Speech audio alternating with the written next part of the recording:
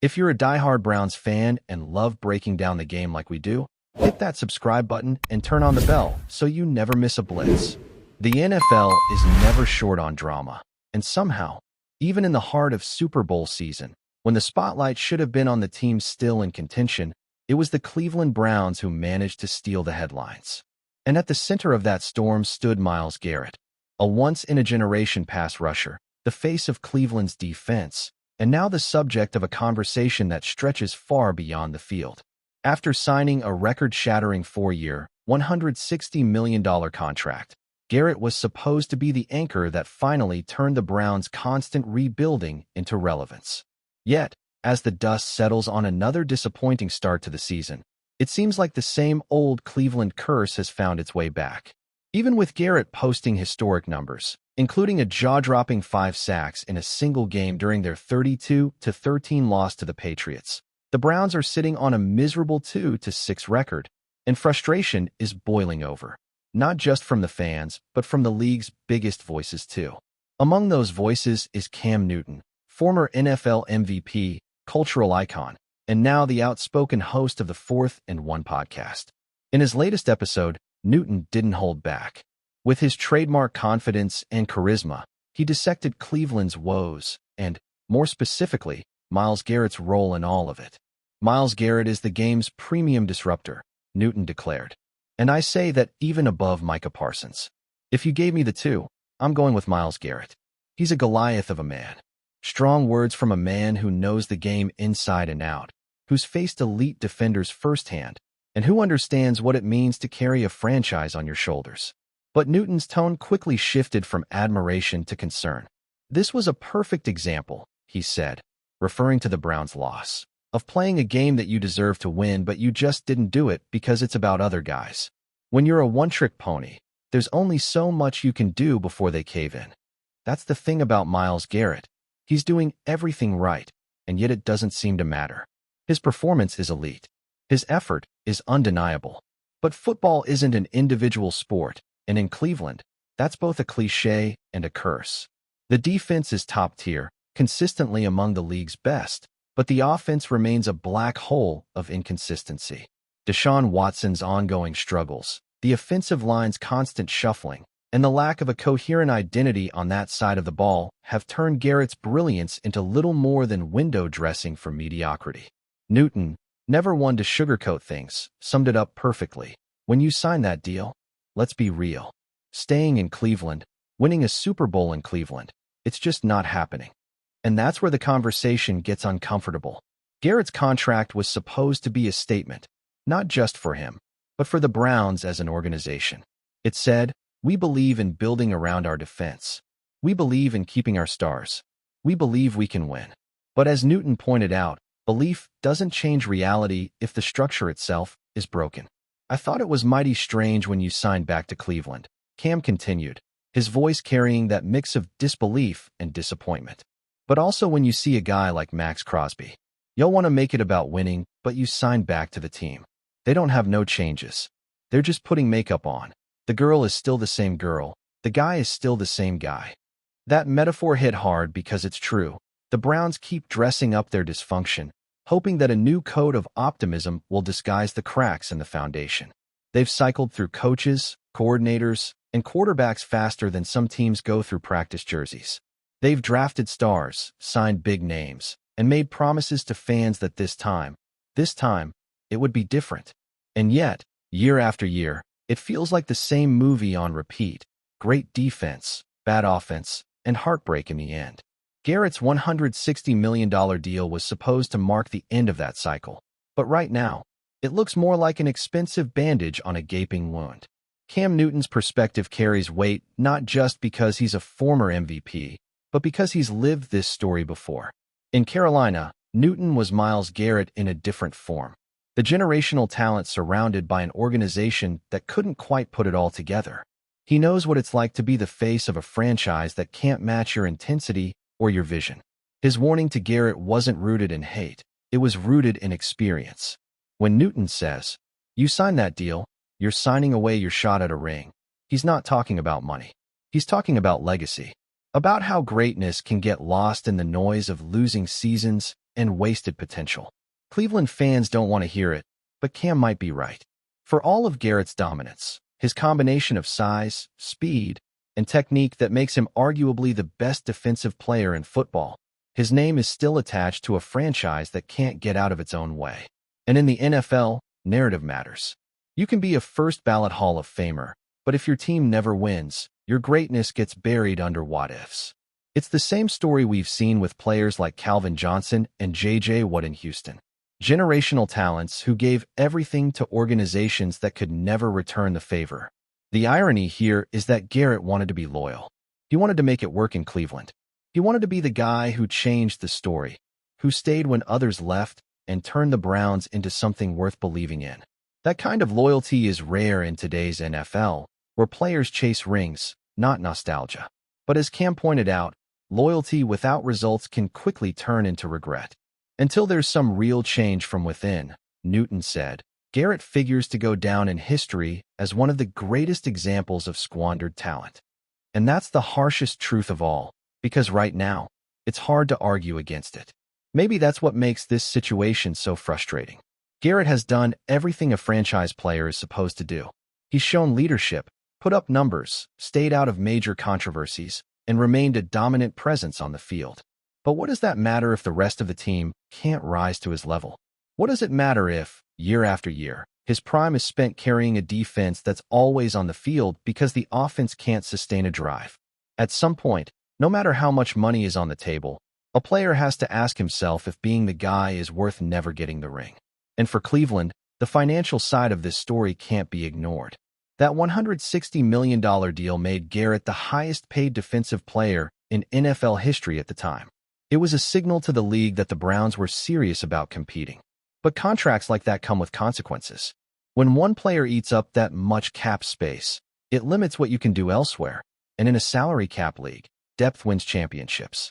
The Browns might have secured their star, but in doing so, they might have handicapped their flexibility to build a roster capable of actually winning it all. Newton's comments about the deal costing a Super Bowl aren't just emotional, they're strategic. He's highlighting a truth that front offices often ignore. Talent doesn't mean balance, and money doesn't buy chemistry. Still, it's not all doom and gloom. Garrett is only 29, still in his physical prime. And if there's one thing the NFL has shown time and again, it's that situations can change fast. A new coach, a front office shakeup, a quarterback resurgence, any one of those things could reignite Cleveland's hopes. But for now, as the Browns sit near the bottom of the standings, Cam Newton's words hang heavy over the franchise like a dark cloud. It's not just about one man's criticism. It's about the reflection it forces. How much longer can this team waste elite talent before the window finally slams shut? The tragedy of Myles Garrett's story so far isn't that he's failed. It's that he's succeeded in spite of everything around him. He's done his part, over and over, yet the results remain the same. The frustration you can see on his face after every game tells the story better than any stat sheet ever could. It's the look of a man who knows he's doing everything right in a system that keeps doing everything wrong. And that's exactly what Cam Newton was trying to capture. His message wasn't an attack, it was a wake-up call. A reminder that greatness deserves better, and that sometimes the hardest truth in sports is realizing you can't save everyone. If Cleveland doesn't figure this out soon, Newton's prophecy might come true. Myles Garrett, the once hopeful savior of the Browns, could become another cautionary tale, another brilliant career dimmed by loyalty to a franchise that couldn't match his fire. And if that happens, the $160 million that once symbolized promise will instead become the price of what might have been. Enjoying the content so far? Smash that like button and drop your take in the comments. We want to hear what you think about the Browns this season. The NFL world is shaking today, and if you thought you had heard it all about the Cleveland Browns and their controversial ownership, think again. Kevin Stefanski, the Browns head coach, just dropped a bombshell that nobody in the league, or maybe even in Cleveland, had the guts to say out loud. And trust me, this isn't your typical locker room whisper or a sanitized comment for the media. This is Stefanski speaking in a way that's making waves, stirring controversy, and sending shivers through fans and analysts alike. People have been talking about Jimmy HASLAM for years, questioning his decisions, criticizing his management style, and speculating endlessly about his impact on the team. But Stefanski just went further than anyone dared. In a move that can only be described as fearless, or maybe reckless, he openly criticized HASLAM, hinting at the friction and tension that have long simmered behind the scenes. This is the kind of statement that turns casual conversations in sports bars into heated debates and fuels Twitter threads that never seem to end. What makes Stefanski's comments even more shocking is the timing. The Browns are in a phase where every word from the front office and coaching staff is scrutinized, where every game, every play call, every roster decision is analyzed with the precision of a microscope. For a head coach to step out and publicly criticize the team owner, it's almost unheard of. And yet, Stefanski did it. He spoke in a tone that was measured, yes, but laced with unmistakable honesty, the kind that makes you lean forward in your chair and wonder what's really happening behind the glossy headlines. For years, HASLAM has been a figure of mystery and controversy. Owners rarely reveal their personalities in such stark light, and when they do, it's almost always filtered, polished, carefully rehearsed. Stefanski bypassed all of that. He peeled back the curtain and let a glimpse of reality spill into the public domain, the kind of insight that makes fans gasp, pundits speculate, and insiders nod knowingly. There's been chatter in Cleveland for a long time about the uneasy relationship between HASLAM and the coaching staff. From rumors of disagreements over draft picks to whispers about salary negotiations and player acquisitions, the narrative has always been murky. Stefanski's remarks now give that speculation some teeth. He didn't name-call or engage in petty squabbles, but the undertone was unmistakable. Decisions have been made that impact the team in ways the coaching staff might not always endorse, and there's a tension there that can't be ignored. The way he framed his words suggested a mix of frustration, realism, and maybe even a bit of disappointment, hinting that the Browns' leadership style isn't always aligned with what a coach, or a team, needs to thrive. Fans are going wild over this because, for the first time, there's a credible source inside the organization validating what many have suspected for years. And let's be real, Jimmy Haslam has always been a polarizing figure. Some hail him as a visionary owner who's willing to take risks, invest heavily, and push the team toward success, while others see him as unpredictable, inconsistent, or too involved in areas that should be left to professionals. Stefanski's comments, depending on how you read them, could be interpreted as a polite critique, a warning, or a subtle call for more autonomy for the coaching staff. It's that ambiguity that makes this revelation so deliciously explosive. Nobody in the media wants to be the one to confirm or deny the rumor, and Haslam himself hasn't responded publicly, which only adds fuel to the fire. Fans are left to speculate. Is this a sign of deeper rifts? A prelude to big changes? Or just the candid truth of a coach trying to navigate the complexities of the NFL while speaking honestly about what's going on in his own locker room? The implications are massive. For the Browns, this isn't just a talking point. It's a storyline that could define the next season, influence player morale, and maybe even impact roster decisions. For the league, it's a reminder that behind the glitz of billion-dollar franchises and meticulously crafted PR statements, human dynamics are messy, unpredictable, and sometimes brutally honest. Coaches are usually trained to praise, to be diplomatic, to protect their owners at all costs. But Stefanski broke that unspoken rule. The mere fact that he voiced what others haven't dared to say suggests a level of frustration, a desire for change, or perhaps even a test of boundaries. And when you consider the culture of the NFL, where loyalty and diplomacy often outweigh blunt honesty, this is nothing short of revolutionary. Some insiders are speculating that this could ripple through the organization in ways we haven't even begun to see. Will Haslam respond? Will there be an internal shakeup? Or is this Stefanski simply airing a truth that's been simmering quietly for years, giving fans a peek behind the velvet curtain of Browns management?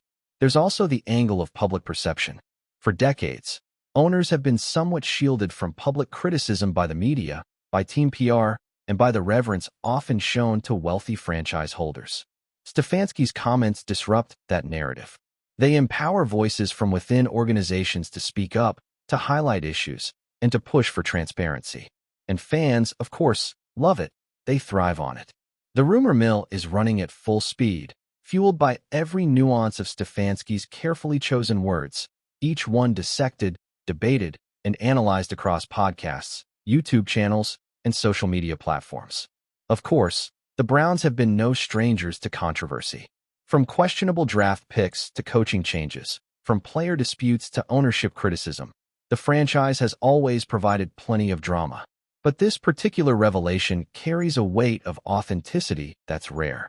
It's one thing for a pundit or an anonymous insider to make claims. It's another for the head coach, the person who works hand in hand with players and staff, to openly acknowledge friction with the owner. It's a rare peek into the human side of football, the politics, and the personalities that shape the success or failure of a team. And the timing couldn't be better or worse, depending on how you look at it. The Browns are entering a critical period where every game counts, where playoff contention is on the line, and where fan expectations are higher than ever. Stefanski's candor could be seen as a rallying cry for transparency or as a harbinger of tension that threatens to spill onto the field. What's fascinating is how this story might evolve. The NFL is a league built on narratives, on the drama behind the scenes that sometimes rivals the action on the field.